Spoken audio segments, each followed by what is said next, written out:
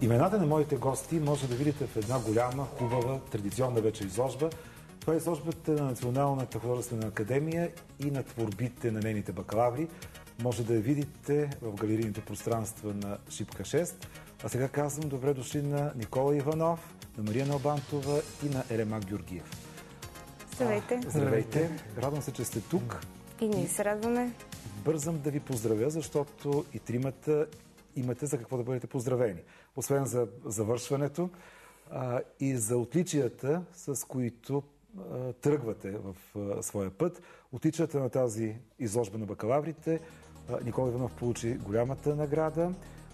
Мария, Елемак и други техни колеги, още трима, ако не се лъжа, поощрения. Всичко това е много хубаво и аз искам да ви запитам нещо много прозаично. Как отпразнувахте? Все пак това е повод за купон. По-български. По-български. А какво означава това, Никола? Безпаметни вечери. Безпаметни вечери.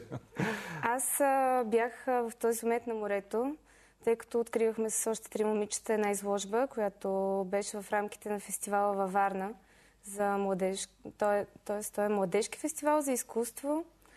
И не присъствах на голямата церемония, но днес вече така се ориентирам и най-накрая днес ще отида да разгледам и изложбата, защото вчера се прибрах оттам. Така че моето отпразнуване беше много приятно на море, с още една изложба и съвсем... Много работи за хвалба. Много поводи за хвалба. Да. Елемак, вие? Нормално, с приятели. Усетихте ли променено отношение? Все пак десетки са имената, които са в тази изложба, а не сте много отличените? Или повече беше радостта от това, че сте получили вие наградата? Аз специално се радвах, че съм поощрена, защото се чудих моята идея, понеже аз направих една книга, която разказва една по-специфична история, дали ще бъде разбрана от публиката и явно е разбрана. И явно, че щом печеля награда, книгата, която имал смисъл от целия ми труд. Това ли е книгата, която държите? Това е книгата. Тя се казва "Книга за". Тя започва така. Това е история.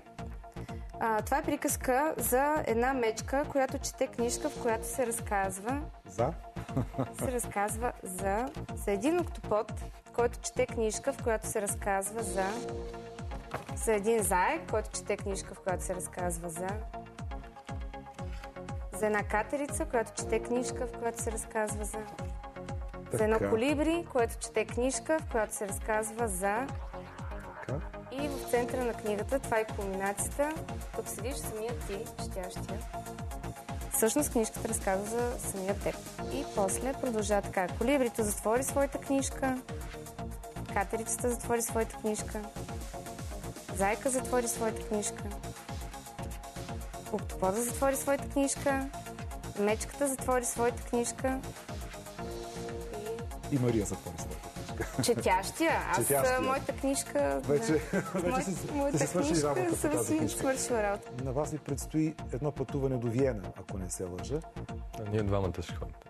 Какво ще се случи във Виена? Предполагам, че всеки ще прави каквото може.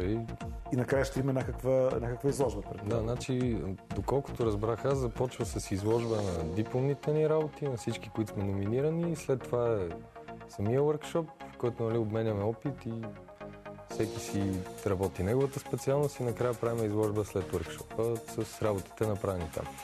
И има и съпътстваща програма, обиколки по музеи, изложби. Това, което вие надава така щедро като възможности. Никола, вие сте специално с графика. Да. Какво ще правите от тук нататък, след Виена? Какви са плановете ви? На къде гледа един млад художник, който вече е отличен, завършва успешно, направо е категорично своите първи крачки?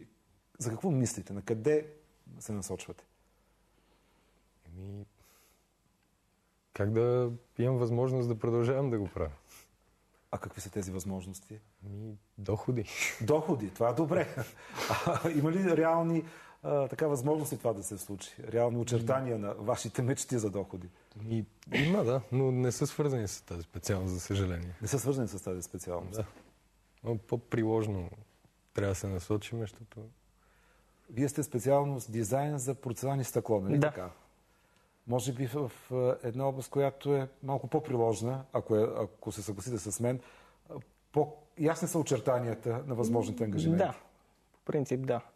Ще гледам да продължа напред, ще кандидатвам магистратура, същата специалност. Горе-долу това е. Мария? Предпочитам да се спускам в различни проекти, т.е. в момента няма да се отделям от специалността си. Аз завърших илюстрация, книга и печатна графика. Илюстрацията е навсякъде около нас, така или иначе. Във всичко присъства тя. Не е задължително да бъде само придружаваща към книгите.